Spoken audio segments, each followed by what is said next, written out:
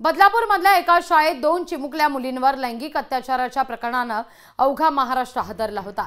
त्यातच आता अक्षय शिंदेंच्या वकिलांकडून 2 मंत्र्यांना नोटीस बजावण्यात आलेली आहे। अक्षय शिंदे यांचे वकील अमित कटारनवरे यांनी गृहराज्यमंत्री योगेश कदम आणि सामाजिक न्याय मंत्री संजय शिरसाट यांना नोटीस बजावली आहे।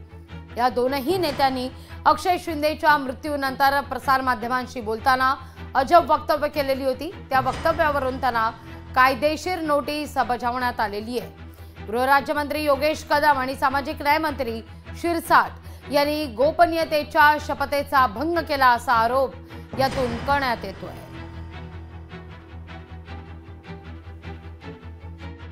पोलिसांचा फायरिंगच बनावट आहे, तो एन्काउंटर फेक आहे आणि अक्षय शिंदेच्या पालकांनी जी काय स्टेटमेंट दिलेली की त्यांच्या मुलाला मारून टाकलेलं आहे त्याच्यामध्ये सबस्टन्स आहे असं नोंदवलं असताना देखील ते पुन्हा त्या फाइंडिंगच्या विरोधात जाऊन अशा प्रकारे स्टेटमेंट करतात की पोलिसांवर त्यांनी फायर केला।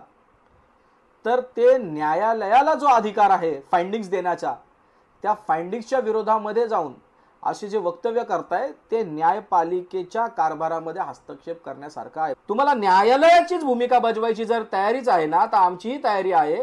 तुम्हाला कायद्याच्या चौकटीत कसं वागवायचं यासाठी आता आम्ही पावलं उचलणार आहोत। लोकशाही मराठी ऐका, पहा, जागरूक रहा।